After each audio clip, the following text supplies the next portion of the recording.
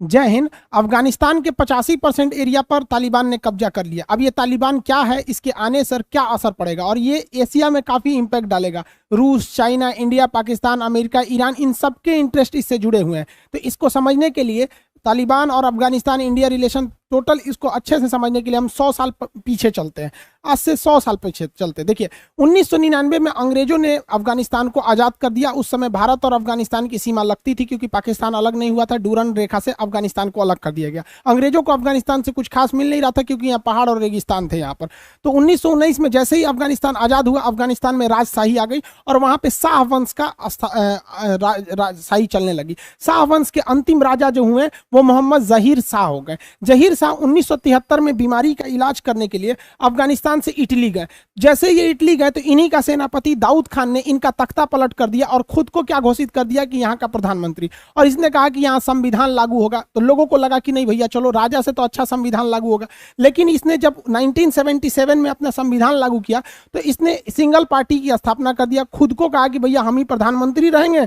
जहीर खान ने, क्योंकि उस समय ये तो सेनापति था, कहा कि हम ही विदेश मंत्री, प्रधानमंत्री, रक्षा मंत्री, गृह मंत्री, राष्ट्रपति, काउंसिल जनरल सब चीज अपने घोषित कर दिया। तो जनता इसके शासन से ऊब गई, जिस वजह से जनता ने विरोध कर दिया। इस विरोध को कहते हैं सोर रिवॉल्यूशन। एग्जाम में क्वेश्चन कई बार पूछता है सोर रिवॉल्यूशन का संबंध किससे है? अफगानिस्तान से। जैसे पूछता है चुड़ैलों का धावा फ्रांस से, वास्तिल दुर्ग का पतन फ्रांस से, टेनिट कोटो फ्रांस से, बोस्टन चाय पार्टी अमेरिका से। उस टाइप का कभी कभी ये छोटे एग्जाम में ये पूछ देता है। तो 1978 में सोर रिवॉल्यूशन हुआ। वहां के लोगों ने विद्रोह कर दिया कि भैया ये गलत है। और इस विद्रोह का नायक जो था वो नूर मोहम्मद तारिकी था। और इस विद्रोह में नूर मोहम्मद तारिकी को सफलता मिल गई। उसने दाऊद खान को रिप्लेस कर दिया और यहाँ का प्रेसिडेंट बन गया नूर मोहम्मद तारिकी। नूर मोहम्मद तारिकी को फुल सपोर्ट था रूस का। और अफगानिस्तान में रूस यानी उस समय यूएसएसआर था, जिस वजह से नूर मोहम्मद तारिकी पर यूएसएसआर का प्रभाव पड़ा। यूएसएसआर यानी वो उस समय कम्युनिस्ट देश था। कम्युनिस्ट किसी धर्म को नहीं मानते हैं, जिस वजह से इसका प्रभाव अफगानिस्तान में भी देखने लगा। नूर मोहम्मद तारिकी यूएसएसआर के प्रभाव में आकर अफगानिस्तान का मॉडर्नाइजेशन करने लगे। वहाँ school, college, university, technical school, hospital वगैरह को खोलने लगे। और इन्होंने क्या किया, मॉडर्नाइजेशन के ही दौर में महिलाओं की शिक्षा पर ज्यादा ध्यान दिया। मॉडर्नाइजेशन के साथ साथ उन्होंने कहा कि बुर्का पहनना कंपलसरी ना होके वो नॉर्मली रहे, जो लड़कियां जैसा ड्रेस पहनना चाहें वो पहन सकती है। अब वहां पर ज्यादातर जनसंख्या मुसलमान थी, जिस वजह से इसका विरोध होने लगा। इसी बीच में इन्होंने क्या किया, सोशलिस्ट रिफॉर्म को लाते हुए, समाज की भलाई को ध्यान में रखते हुए उन्होंने कहा कि जिसके पास ज्यादा जमीन है उससे कुछ जमीन लेकर गरीबों को या जिनके पास जमीन नहीं है उन्हें दान दे दिया जाए। ऐसे ही जैसे विनोबा भावे ने भूदान आंदोलन में किया था। इसका अफगानिस्तान के मुसलमानों ने विरोध किया क्योंकि अफगानिस्तान में यह मान्यता है कि ऊपर वाला ही है जो जिसको अमीर बनाता है या गरीब बनाता है। यानी मुकेश अंबानी को ऊपर वाले ने अमीर बनाया है और पाकिस्तानियों को भिखारी बना दिया है। ये ऊपर वाले की ही मेहरबानी है। तो इसका विरोध अफगानिस्तान में बहुत भयानक हुआ। अब अमेरिका चाहता था, अमेरिका और रूस में उस समय कोल्ड वार चलता था, दोनों एक दूसरे की वर्चस्व को खत्म करना चाहते थे। तो अमेरिका ने क्या किया, अफगानिस्तान को डिस्टेबलाइज करने के लिए यहाँ के मुसलमानों को कहा कि देखो तुम्हारा मजहब खतरे में है, तुम अपने मजहब के लिए लड़ो। मजहब के लिए लड़ने के लिए इसने मुजाहिदीन तैयार किया। मुजाहिदीन उसे कहते हैं जो मजहब के लिए लड़ाई करता है। तो अमेरिका ने, सोचिए, अमेरिका ने अफगानिस्तान में मुसलमानों को मुजाहिदीन बनने के लिए मजबूर किया और पैसा दिया रूस से लड़ने के लिए। इसी बीच अमेरिका ने क्या किया, नूर मोहम्मद तारिकी के जो विदेश मंत्री थे हफीजुद्दीन अमीन, उसको CIA के एजेंट भेज के अपने में मिला लिया। अब सोचिए, किसी देश का विदेश मंत्री दूसरे देश के इशारे पर काम कर रहा है तो क्या होगा। नूर मोहम्मद तारिकी के विदेश मंत्री हफीजुद्दीन को अमेरिका ने सख्त आदेश दिया कि अफगानिस्तान में जितना भी इस्लाम विरोधी चीजें हैं मॉडर्नाइजेशन को बहुत तेज करो। तो इसने मॉडर्नाइजेशन को बहुत तेज कर दिया, जिस वजह से अफगानिस्तान में ये मुजाहिदीन भड़कने लगे और ये कहने लगे कि हमारा मजहब खतरे में। और इसमें नूर मोहम्मद तारिकी और रूस एक और रह गए और ये भड़काने में आगे बढ़ गया। इनको हथियार और पैसा अमेरिका प्रोवाइड कराने लगा। सोचिए, ये अमेरिका ही है जो ग्लोबलाइजेशन लेवल पे आतंकवाद को लेके चला गया। अब यहाँ अफगानिस्तान है, इसको पैसा देंगे कैसे, तो इसमें मिल गया पाकिस्तान। ये साले सब भिखारी तो शुरू के हैं सब। अफगानिस्तान में यहाँ से पैसा जाने लगा। वहाँ पे जितने मुजाहिदीन थे उन्हें अफगानिस्तान से पाकिस्तान लाकर ट्रेनिंग दिया जाने लगा। उन्हें पैसा, ट्रेनिंग सब अब पाकिस्तान से पहुँचाए गए। बदले में पाकिस्तान को भीख के रूप में हमेशा जैसे पैसे मिल जाते थे मिल जाया करते थे। अफगानिस्तान का करियर बर्बाद हो गया, उससे क्या मतलब है। अमेरिका ने इसी सिलसिले में क्या किया, सऊदी अरब से भी लोगों को भेजा अफगानिस्तान में, जिसमें सबसे महत्वपूर्ण नाम आप सुने होंगे ओसामा बिन लादेन का।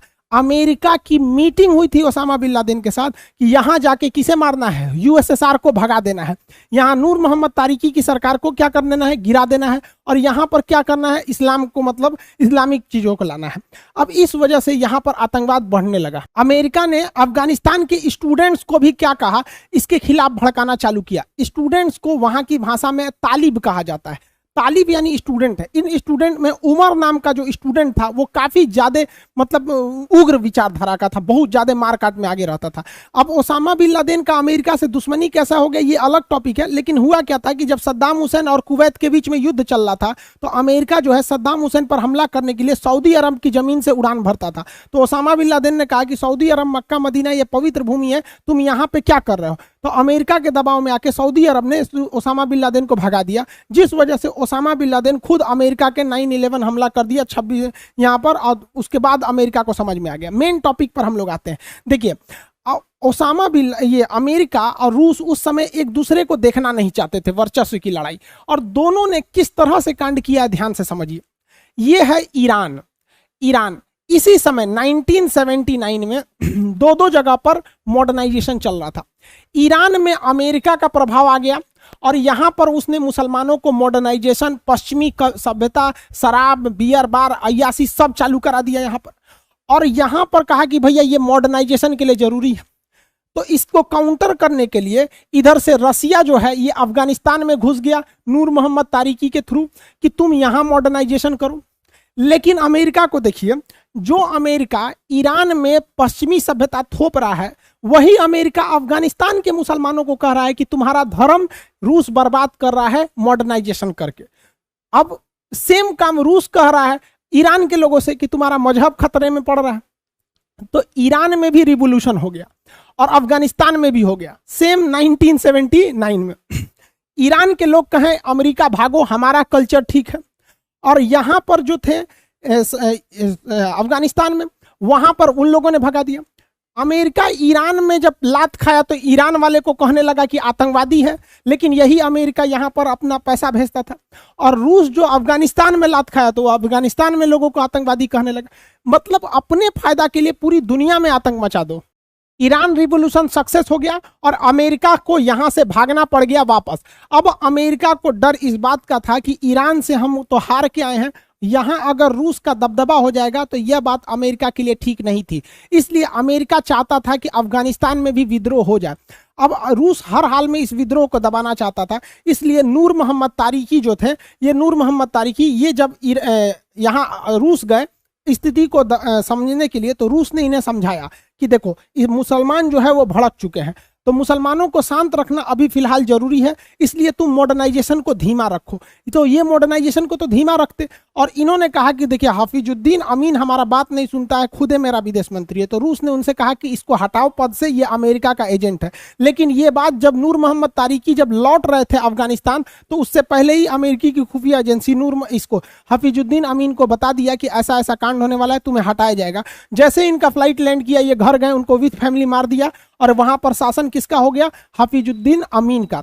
अब यहां पर एक तरह से देखिए तो ईरान, तो अमेरिका भले ईरान से चला गया, लेकिन अमेरिका का ही एजेंट अफगानिस्तान में बैठकर शासन करने लगा। तो ये अमेरिका के लिए तो अच्छा था, लेकिन रूस के लिए ये सही नहीं था, क्योंकि रूस की सीमा उस समय यहां तक लगती थी, अफगानिस्तान तक लगती थी, क्योंकि रूस उस समय यूएसएसआर यानी सोवियत संघ था, जो आज 15 देशों में टूट गया। इसलिए मजबूरी में रूस को हमला करना पड़ा। और 25 दिसंबर 1979 को, यानी इस साल के अंतिम समय में, इसने क्या किया, थल सेना लेकर घुस गया कहां पर, सीधे रूस से, ये पहले ये तो पूरा रूस था, ये पूरा रूस था, यहां से सीधे अफगानिस्तान में घुस गया। और अफगानिस्तान में घुस के हाफिजुद्दीन अमीन की सरकार को उड़ा दिया, इनको मार दिया, और यहां पर एक एक करके सेना आगे बढ़ने लगी। रूस को लगा था कि वो अफगानिस्तान को बड़ा इजीली जीत देगा। ये रूस की सबसे बड़ी गलती साबित हुई, क्योंकि अफगानिस्तान प्लेन मैदान नहीं था, पूरी तरह पहाड़ी एरिया था। यहां पर सेना को इतनी तकलीफ झेलने पड़ी जिसका कोई हद नहीं। अब इतनी ऊंचाई से ये लोग आ रहे हैं, यहाँ पे कहीं पे भी आतंकवादी घुसे रहेंगे, और इन आतंकवादियों को हथियार, पैसा, ये सारी चीजें अमेरिका के थ्रू मिल रही थी, और अमेरिका ये सारी चीज़ों को अब पाकिस्तान में डंप करता था। वो आतंकवादी मुजाहिदीन पाकिस्तान आते थे और यहाँ से लेके चले जाते थे, और रूस को लगा कि वो इजीली जीत जाएगा, लेकिन वो हुआ नहीं। यहाँ पर ये जितने आतंकवादी जो थे मुजाहिदीन, इन्हें हथियार सारा अमेरिका ने दिया। मतलब ये आतंकवादी अमेरिका के हथियारों से, अमेरिका के पैसे से, अमेरिका की ट्रेनिंग पर है और हम लोग के लिए सरदर्द बन के बैठे हैं। तो रूस को यहाँ दिक्कत होने लगा, रूस की सेना दिन प दिन मराने लगी, क्योंकि ये आतंकवादी जो थे ये यहीं पर पले बढ़े थे, इनको हर एक चीज का आइडिया था रास्ते का, वो कहाँ छुपे रहते थे मार देते थे और इनके पास लेटेस्ट हथियार था। इस वजह से रूस की थल सेना को यहाँ बढ़त नहीं मिल पाई, बड़ी बड़ी वाहनें जंगलों में और पहाड़ों पर नहीं चढ़ पाती हैं सब।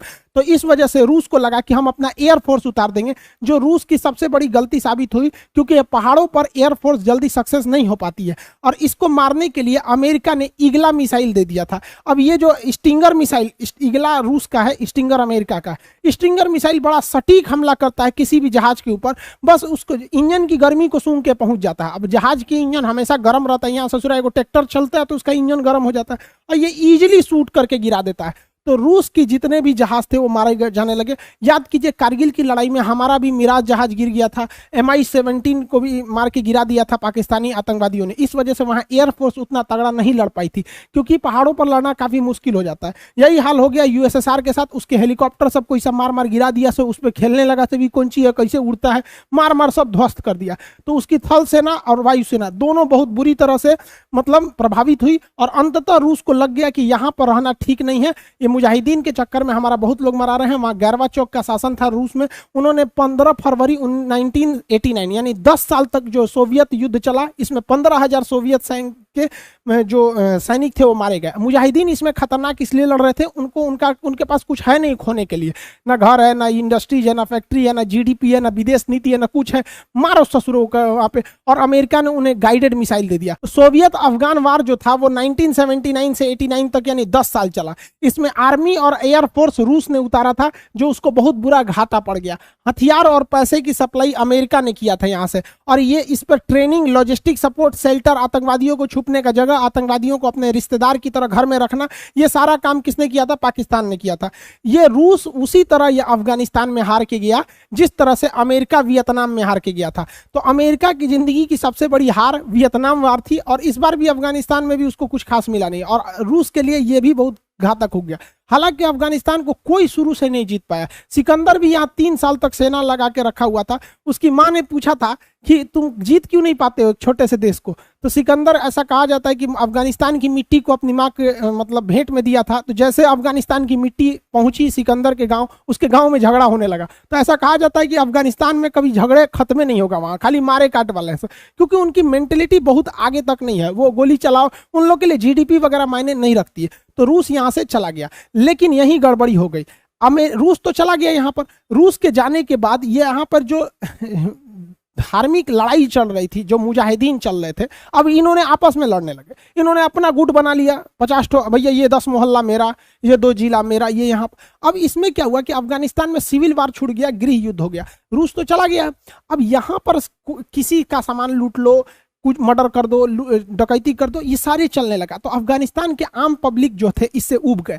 वो चाहते थे कि एक ऐसा लीडर मिले अफगानिस्तान के लोगों को जो अफगानिस्तान को लीड कर सके। तो इसके लिए उन्होंने देखा कि सोवियत संघ यानी रूस से लड़ाई में सबसे तगड़ा कौन भाग लिया था। तो उन्होंने देखा कि स्टूडेंट ने सबसे तगड़ा लड़ाई लड़ा था। तो अफगानिस्तान में स्टूडेंट्स को तालिब कहा जाता था। तो इस तालिब में सबसे खतरनाक जो स्टूडेंट तगड़ा था, एकदम यूनियन लीडर था, उसका नाम था उमर। तो इन लोगों ने उमर को पकड़ा। तो उमर जो था वो स्टूडेंट था, और स्टूडेंट के ही एज में यह हथियार उठा लिया और बहुत बहादुरी से लड़ा था, रूस को भगा दिया था। हालांकि उमर का लड़ाई में दाहिनी आंख जो थी वो रूस के बम से क्या हो गई, विस्फोट से इसकी दाहिनी आंख उड़ गई थी। जब रूस चला गया तो ये जो उमर था ये मस्जिद में नमाज पढ़ाने लगा। तो मस्जिद में जब ये नमाज पढ़ाने लगा तो उमर की एक आंख तो फूट चुकी थी लड़ाई में। अब मस्जिद में नमाज पढ़ाने लगा तो नमाज पढ़ाने वाले को मुसलमानों को मौलवी या मुल्ला कहा जाता था। तो उमर जो था वो मुल्ला बन चुका था, इसलिए इसका नाम पड़ गया मुल्ला उमर। और यही मुल्ला उमर जिसकी दाहिनी आंख फूट गई थी, इसी को कहा गया कि आप तालिब का लीडर बनिए। तो इसने एक संगठन बनाया जो स्टूडेंट्स का संगठन था, जिसका कहा गया तालिबान। और इस तरह से गृह युद्ध को खत्म करने के लिए स्टार्टिंग हुआ तालिबान का। और इस तालिबान को पहले से अमेरिका ने हथियार, ट्रेनिंग सब कुछ दे रखा था। इस तालिबान की फौज ने वहां अफगानिस्तान में जितने छोटे छोटे कबीले ग्रुप बने थे सबको साफ कर दिया और अफगानिस्तान पर छत्र राज कर लिया पूरी तरह से तालिबान ने, जो आज है। अब तालिबान देखिएगा तो ज्यादातर नीचे वाले एरिया में ही काबिज है, क्योंकि इनको पाकिस्तान से ही पैसे सप्लाई अमेरिका पहुंचा रहा था। इसी बीच रूस का एक स्पिन बोल्डाज एक जगह है, पाकिस्तान अफगानिस्तान के बॉर्डर पर है, कंधार के पास। यहां पर रूस का सबसे बड़ा हथियारों का डिपो था, जहां से हथियार सप्लाई होती थी। यह बात पाकिस्तान ने आतंकवादियों को बता दी, वहां के तालिबान वालों ने आए और इसे लूट लिए, और इस वजह से अमेरिका और रूस दोनों के हथियार तालिबान के पास आ गए थे। अब कहेंगे कि कब्जा कैसे होता, 85% एरिया पे कैसे कब्जा कर लिया? आपको भी अपना एरिया कब्जा करना है तो वहां के पुलिस स्टेशन को उड़ा दीजिए, पुलिस स्टेशन उड़ गई, आपका एरिया हो गया, अब कौन रोकेगा आपको? अब आर्मी आएगी। अगर आर्मी से लड़ाई कर लिए तो उसी को कहते हैं सिविल वॉर, यानी गृह युद्ध। अपनी ही देश की फौज से लड़ गए तो गृह युद्ध यानी सिविल वॉर हो गया, पुलिस उड़ा दिए तो आपका कब्जा हो गया वहां पर। तो ये हो गया अफगानिस्तान पर पूरी तरह से यहाँ पर कब्जा हो गया। लेकिन अफगानिस्तान पर कब्जा करने के लिए जितने आतंकवादियों बुलाया था वो अमेरिका ने बुलाया था। इसी में एक नाम था ओसामा बिन लादेन का। लेकिन ओसामा बिन लादेन अमेरिका से दुश्मनी ले लिया था, क्योंकि तुम सऊदी अरब से उड़ान भर के उसमें इराक पर हमला क्यों कर रहे हो? इस वजह से ओसामा बिन लादेन जो था वो 9/11 का हमला करके उड़ा दिया यहाँ पर 11 सितंबर 2001 को यहाँ पर, और भाग के छुप गया अफगानिस्तान में। अमेरिका ने अफगानिस्तान में कहा कि यहाँ हमको क्या चाहिए, ओसामा बिन लादेन चाहिए। तो उस समय अफगानिस्तान में भले अमेरिका के दबाव में, अमेरिका के हथियारों से रूस को भगा दिया गया था, लेकिन वहां अमेरिका के ही आतंकवादी थे, जिसमें सबसे तगड़ा स्टूडेंट का ग्रुप था तालिबान, और तालिबान का लीडर था उस समय मुल्ला उमर, जो अफगानिस्तान की लड़ाई में ही जख्मी हुआ था। मुल्ला उमर ने कह दिया हमारे यहाँ ओसामा बिन लादेन नहीं है, भगो यहाँ से। तो अमेरिका ने कहा हमको युद्ध कर देंगे, कहा गया ससुरा आओ युद्ध कर देंगे। अब ये ना भगाए हैं रूस को, तो रो देख लेंगे, आओ 10 साल में कुछ दिए, आओ तुम भी। और यहीं अमेरिका कूद गया इस युद्ध में। हालांकि अंततः ओसामा बिन लादेन कहाँ पकड़ा गया? पाकिस्तान में। और पाकिस्तान के ऊपर आरोप भी नहीं लग पाया, क्योंकि पाकिस्तान ने कह दिया कि ओसामा बिन लादेन को बनाया कौन था, तालिबान को बनाया कौन था? अमेरिका ने बनाया था। अब भाई आतंकवादी के आगे अमेरिका, भाई आतंकवादी पर जब डिस्कस होगा तो पाकिस्तान से कोई नहीं जीत पाएगा, क्योंकि वो आतंकवादियों की फैक्ट्री है, सबकी हिस्ट्री पता है कौन कहाँ से आया है। ओसामा बिन लादेन को शरण देने के कारण तालिबान जो था, जो खुद अमेरिका ने उसे पैदा किया था, अब अमेरिका अफगानिस्तान में युद्ध लेके कूद गया। ठीक वैसे ही गलती किया जैसे रूस ने किया था, गुस्सा में वहां पे पूरा थल सेना उतार दिया, यहाँ पे भी दिक्कत हो गया, इसको भी धो दिया सब, अमेरिका को भी। अब अमेरिका 20 साल तक लड़ा था, क्योंकि 2001 में उसके ऊपर हमला हुआ था। जो बाइडेन ने कहा कि 20 साल बाद हम इसमें अपनी सेना वापस बुला रहे हैं। अफगानिस्तान से लड़ना बहुत मुश्किल है, क्योंकि यहाँ पर सबसे पहाड़ है और इनके जीवन का कोई मकसद नहीं, क्योंकि इनको केवल और केवल लड़ाई करना है। ये अब यहाँ पे सैनिक वापस जा रहे हैं। लेकिन ये बुढ़ऊ इतना होशियार है, बुश के समय पे यह हमला शुरू हुआ था और इसने वापस कर लिया अपनी सेना को। यह बुढ़ऊ को लगता है कि कोई ना कोई सवाल पूछेगा कि 20 सालों में आपको मिला क्या, तो इसको लगा कि हमको बेइज्जती हो जाएगा। तो इसने बहुत खतरनाक चाल चला। इसने क्या किया कि अपने जितने हथियार थे, जितने मीडियम साइज के गाड़ियां वगैरह थी, उनको कहा कि देखिए ये इसमें थोड़ा थोड़ा डेंटिंग पेंटिंग पचक ढचक गया, ये हमारे काम लायक नहीं, हम इसे छोड़ के जा रहे हैं। और बिना बताए भाग गया। इन हथियारों पर, इन गाड़ियों पर, इन बख्तरबंद वाहनों पर अब कब्जा हो गया तालिबान का। ये जानबूझकर छोड़ा है कि अब तालिबान और हथियार हो जाएगा और खतरनाक हथियारों से लोगों को मारेगा, तो लोग अपने से कहेंगे कि अमेरिका ठीक था। मतलब समझ रहे हैं, जब तक था तब तक कुछ भी किया। सेम काम यही किया था रूस, जब अफगानिस्तान को खाली किया था तो स्पिन बोल्डाज में अपना हथियारों का जखीरा छोड़ दिया, ताकि आने वाले जो आएगा वो युद्ध झेलेगा। इसने भी छोड़ के चला गया और इसने कहा दुनिया को कि हमने अफगानिस्तान की सेना को ट्रेनिंग दिया है, वहां एयरफोर्स बनाया। देखिए अफगानिस्तान की एयरफोर्स की पावर, ये देखिए एम्बार्डियर जहाज दिया। इस ससुराई कौन काम का जहाज है यहाँ पे? ये सेस्ना जहाज, हमारे यहाँ नेता सब इसको प्राइवेट मीटिंग में लेके जाता है सब यहाँ पे। ये एयरफोर्स है अफगानिस्तान का। और पाकिस्तान को इसने क्या दिया? F-16 खतरनाक जहाज। मतलब जो आतंकवादी सप्लाई कर रहा है उसको खतरनाक, जो आतंकवादियों से लड़ रहा है उसको ऐसा टुच्ची जहाज दिया। अमेरिका तो यहाँ से निकल गया। अब अलग अलग देशों का अपना इसके साथ अलग अलग इंटरेस्ट है। रूस जो है इसको एक बार झेल चुका है, रूस एक्सेप्ट कर चुका है तालिबान को। और पूरी दुनिया को यह बात एक्सेप्ट करना पड़ेगा कि जब तक अफगानिस्तान रहेगी तालिबान का कोई सब्सटीट्यूट नहीं है। रूस ने भारत को भी कह दिया है कि हम अफगानिस्तान के मैटर पे आपका कोई साथ नहीं देंगे। तो रूस तो भैया अपना साइड हो गया है, बस इसको ने तालिबान को कह दिया कि भैया तू हमारे एरिया में नहीं आना। अब बात करते हैं अगले देश की, चाइना की। तो देखिए चाइना का कोई अस्तित्व, मतलब कोई इसके अंदर मोरल सेंस नहीं है, इज्जत वगैरह कुछ नहीं होता है। यह आतंकवादियों का भी सपोर्ट कर देता है, ये यूएनओ में जाके मौलाना मसूद अजहर को बचा ले आता है। तो ये आतंकवादी के साथ भी खड़े हो सकते हैं, किसी के साथ खड़े हो सकते हैं। इनका कोई मतलब विदेश नीति फिक्स नहीं होता है। इनको मतलब क्या है कि अफगानिस्तान में बहुत सारे मिनरल्स हैं, तो इसका कब्जा सोचता है वहां लिथियम वगैरह वगैरह वगैरह चीज़ों पे, आयरन और पर कब्जा हो जाए इसका अच्छा से। दूसरा, ये एक सड़क सीपीसी बनाया ही है, एक यहाँ के थ्रू भी एक बीआरआई प्रोजेक्ट में इसे शामिल कर लेगा। लेकिन चीन की भी एक मजबूरी है कि चीन की जो सीमा यहाँ अफगानिस्तान से लगती है वो सिंजियांग प्रांत है, और यहाँ के वीगर मुसलमानों पर चीन जुल्म करता है। इस वजह से यहाँ से यहाँ पर मुसलमानों में टसल हो सकती है। यहाँ भारत इस चीज़ को बढ़ा दे सकता है कि इस एरिया में अफगानिस्तान में ये असंतोष भर दे कि यहाँ पर जुल्म हो रहा है, जिस वजह से अफगानिस्तान और ये चीन के रिश्ते खराब हो सकते हैं। पाकिस्तान का यहाँ अपना इंटरेस्ट है, क्योंकि यहाँ जितने समय अफगानिस्तान जितना अशांत रहेगा, पाकिस्तान को वहाँ आतंकवादियों के लिए और ईजी हो जाएगी।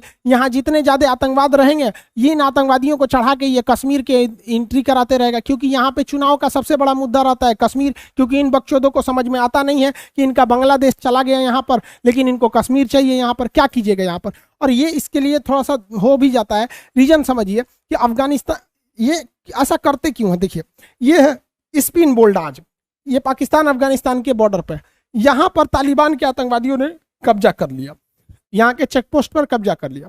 यहाँ से इतना बड़ा ये व्यापार का केंद्र है, यहाँ से बहुत सारी ट्रकें जाती हैं, अफगानिस्तान की लाइफ लाइन कही जाती है इस चेक पोस्ट। और अफगानिस्तान की एयरफोर्स इन तालिबानी आतंकवादियों को मारने आई ना, तो पाकिस्तान कहता है, इसका एयरफोर्स ऑफिशियली, कि अगर तुम उन आतंकवादियों को मारोगे तो हमारी एयरफोर्स तुम्हें मार देगी। अब जेन्युइन अफगानिस्तान की तुलना में पाकिस्तान की एयरफोर्स अच्छी है, तो सोचिए कितना ये साले गिरे हुए हैं कि ऑफिशियली आतंकवादियों को बचाने के लिए यहाँ आते हैं। अब अफगानिस्तान से एक और पाकिस्तान को फायदा ये हो जाता है कि अफगानिस्तान गोल्डन क्रिसेंट में आता है, यानी यहाँ अफीम की खेती ज़्यादा होती है। कहाँ कहाँ? पाकिस्तान, अफगानिस्तान और ईरान, जिसमें सबसे ज़्यादा अफगानिस्तान में हो जाती है अफीम की खेती। अब ये अफीम की जो होती है ये मादक पदार्थ होता है। ये अफीम जो है अफगानिस्तान से पाकिस्तान पहुँचा दिया जाता है स्पिन बोल्डाज वाले बॉर्डर के थ्रू।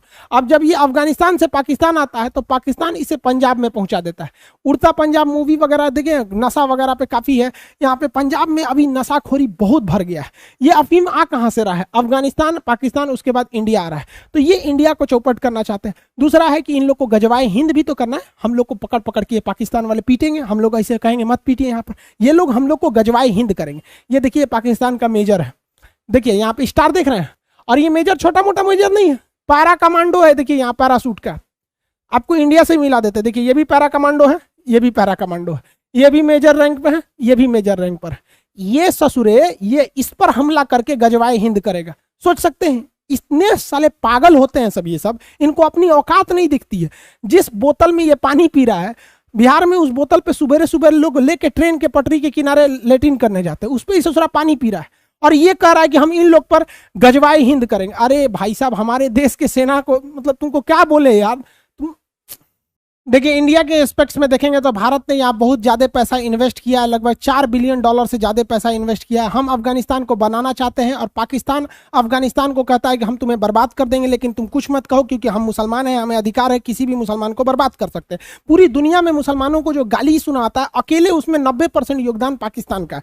जबकि भारत देखिए, ये अफगानिस्तान की $4 बिलियन मदद किया। वहाँ सहतूत डैम और सलमा डैम है, ये प्लांट लोग 42 मेगावाट से ज़्यादा की बिजली उत्पन्न करते हैं। ये अफगानिस्तान का सबसे बड़ा बिजली का प्लांट है यहाँ पर। इससे अफगानिस्तान के लोगों की जिंदगी सुधरेगी, लेकिन ये पाकिस्तान को नहीं देखा जाएगा।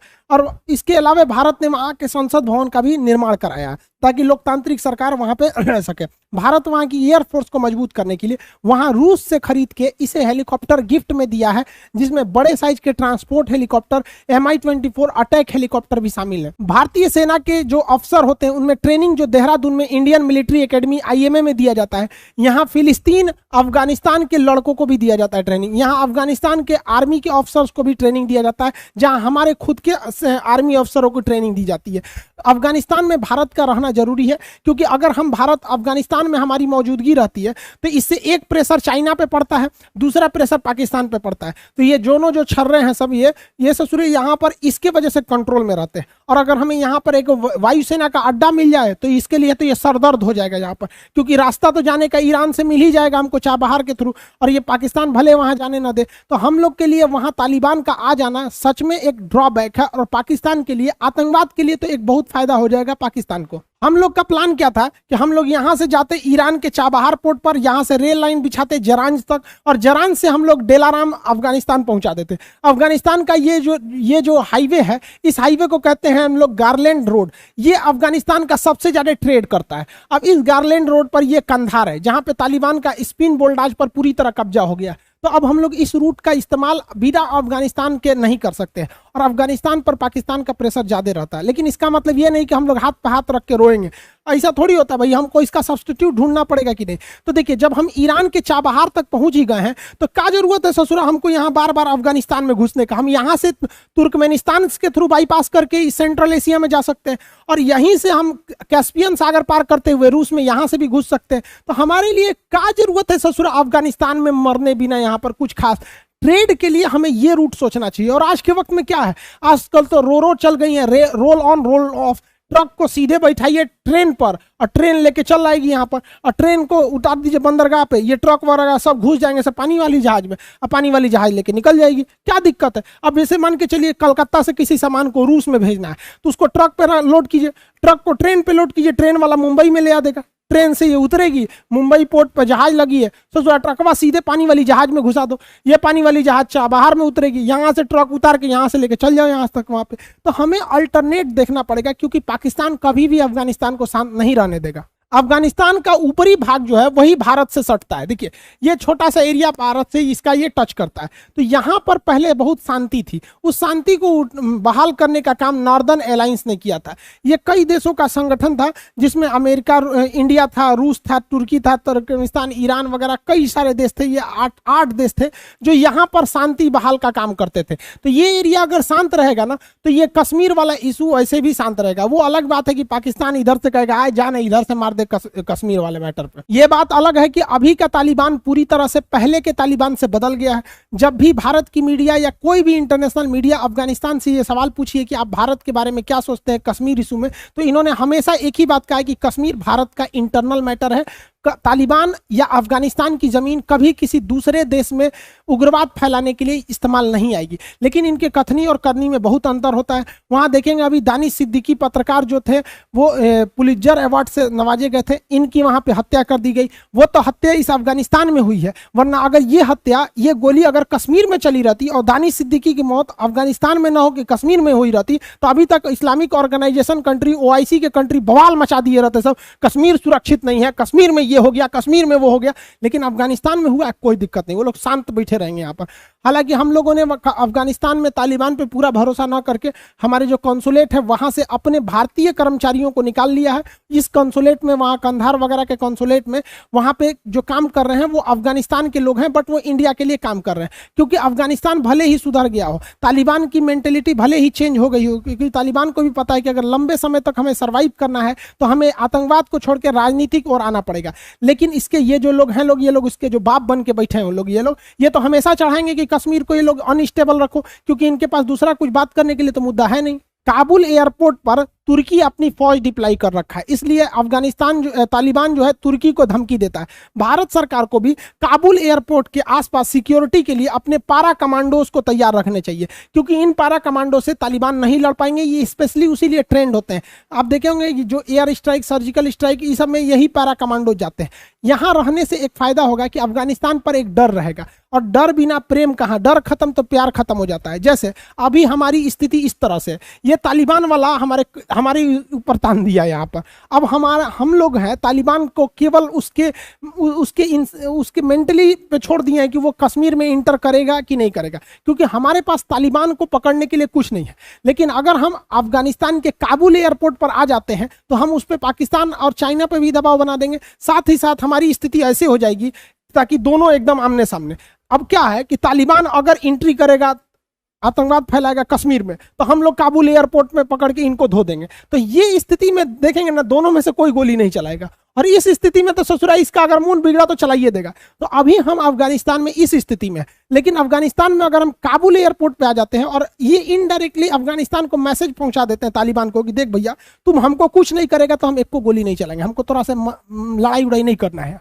तो इससे एक हम लोग फ्रंट फुट पर आ जाएंगे। कुछ लोगों का कहना है कि अफगानिस्तान में सेना भेज देना या एयरफोर्स भेज देना, अफगानिस्तान में भेजने से तालिबान से दुश्मनी हो जाएगी। भैया वो पहले भी हमसे दुश्मनी करते थे। 1999 में जब अटल बिहारी वाजपेयी की सरकार थी तो हमारी कौन सी वहां पर एयरफोर्स अफगानिस्तान में थी? उन लोगों ने नेपाल से हमारे IC-814 विमान को हाईजैक कर लिया, अमृतसर उड़ाया, फिर लाहौर ले गए, दुबई लेने के बाद फिर कंधार लेके चले गए सब अफगानिस्तान में, और हमारे हमसे लोगों से 3 खूंखार आतंकवादियों को छुड़वा लिया। मुश्ताक अहमद जो आगे जाके कश्मीर में CRPF पर हमला कराया था, मौलाना मसूद अजहर इसने संसद भवन पर हमला कराया था, उमर शेख इसने 9/11 हमला अमेरिका में उसमें फंडिंग की थी, तो इन लोगों को छोड़ाया गया। और भारत सरकार को भी पता नहीं क्या हो गया, हमको ये समझ में नहीं आता। जब इन आतंकवादियों को छोड़ता ही रहता है तो इन्होंने ऐसे इज्जत से काहे छोड़ देते हो? जब आप नेगोशिएशन कर रहे हैं तो इनको खाना में आप मिला दीजिए कोई बेहोशी की दवा, आराम से बेहोश हो जाए, लो पता ना चले।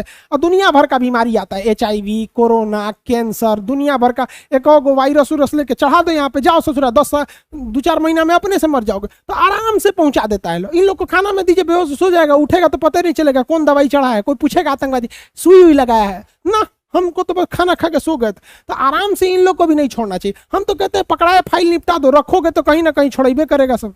अफगानिस्तान में तालिबान को काउंटर करने का एक और तरीका है। देखिए वहां 2 आतंकवादी संगठन है, ज्यादातर एरिया में तालिबान का कब्जा है, जो अफीम बेचकर अपने पैसे की उगाई करता है, जबकि वहीं पर आपका ISIS आतंकवादी है, ये काला चमगादड़, ये सब जो है पेट्रोल बेच के अपना पैसा कमाते हैं। दोनों ही आतंकवादी हैं, लेकिन ये क्या कहता है इससे कि तुम इस्लाम के खिलाफ हो, नशा वाला चीज इस्लाम में अलाउ नहीं है। अरे भैया वो नशा वाला नहीं बेचेगा तो ओकरा पैसा नहीं आएगा, तोरे ऐसा पेट्रोल सबके पास थोड़ी है।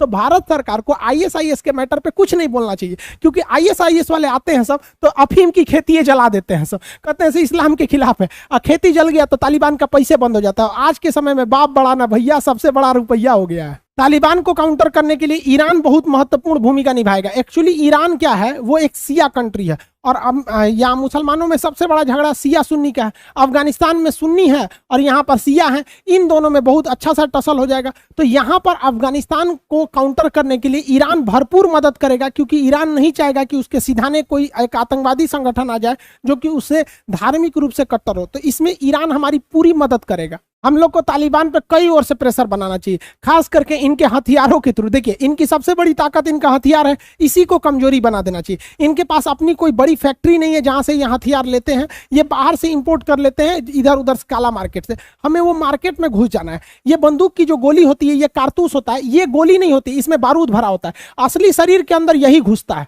ये क्या होता है, अब यहाँ ध्यान देंगे, जब बंदूक पे यहाँ ट्रिगर दबता है तो ये ब्लास्ट होता है, ब्लास्ट होने के बाद ये बारूद निकलता है तो ये इसको ढकेल देता है। अब यहाँ देखिए ये सब बारूद है, यहाँ पर यही ऊपर वाला जो नोक है इसी से निकलता है। तो अगर इस बंदूक में, इस गोली में अंदर से यहाँ पर एक मेटल का प्लेट वेल्डिंग करके जोड़ दिया जाए, और अगर जैसे वेल्डिंग करके यहाँ मेटल का प्लेट जोड़ देंगे और इसमें बंदूक तब फायर करेगा धड़ाम से ना, तो ये ब्लास्ट होकर यहीं भड़क जाएगा, ये आगे नहीं निकल पाएगा, क्योंकि इसको निकलने का रास्ता ही बंद कर दिए। तो ऐसी बंदूक की गोली को जब आप कभी फायर करते हैं तो बंदूक में ही फट जाती है और चलाने वाला ही मर जाता है। तो हम ये नहीं करें कि सारी गोलियां ऐसा ही भर दो, लेकिन 10-15% ऐसी गोलियां ब्लैक मार्केट में सप्लाई कर दो। अब इन ससुरों को कैसे पता करेंगे उसको फोड़ के कि ये असली है कि नकली? अब ऐसा बंदूक की गोली लेके चलोगे ससुरे, धर धर धर मारो मारो, धर धर धर, पता चला वही में 10 गोली मारे, एगो खराबका आ गया, मारे धड़ाम से फट जाएंगे, आदमी भी गया, हथियार भी गया। देखिए एक बात हम अच्छे से कहना चाहते हैं, अगर आप चाहते हैं कि युद्ध ना हो तो इसके लिए आपको हमेशा युद्ध के लिए तैयार रहना पड़ेगा, क्योंकि युद्ध की तैयारी ही युद्ध पर पूर्ण विराम लगाती है। दुनिया में किसी देश की हिम्मत नहीं है जो इजराइल से टक्कर ले ले, क्योंकि सबको पता है कि ससुरा 2 बजे रातियों को करेंगे तो तैयार बैठा है। तो इसलिए इजराइल से लड़ने की हिम्मत कोई नहीं करता है, क्योंकि वो तैयार बैठा है। हम लोग 1962 की लड़ाई क्यों हारे? क्योंकि हम तैयार नहीं थे। तो युद्ध में जीतना है या युद्ध को बचना है तो युद्ध के लिए तैयार रहना पड़ेगा। ऐसे अफगानिस्तान के रहमो करम पे रहेंगे कि देखिए तालिबान हम तो कुछ नहीं कर रहे हैं, आप भी कश्मीर में कुछ नहीं कीजिएगा, वो पक्का करेगा, क्योंकि उसको दिन भर पाकिस्तान उसको पिन मारेगा। देख तुम्हारे लिए हम हाई किए, तुमको पैसा दिए, ट्रेनिंग दिए, रहने के लिए दिए, तुमको हम, अब तुम्हारे वजह से हम बदनाम हो गए, मारो कश्मीर को। तो कश्मीर को ये लोग अनस्टेबल करेंगे, और लोगों को लगता है कि यहाँ साला पाकिस्तान कश्मीर की हेल्प कर रहा है। यार कश्मीर वालों भी आप लोग समझो यार, आप लोग बलि का बकरा बन रहे हो। जितना कश्मीर में आतंकवाद फैलेगा, जितने कश्मीर के लोग मारे जाएंगे, इसमें सबसे ज्यादा फायदा पाकिस्तान को होगा। इसलिए भारत को भी अब एग्रेसिव मूड में रहना चाहिए। आगे आप क्या सोचते हैं कमेंट करके बताइएगा। मिलेंगे नेक्स्ट क्लास में। जय हिंद।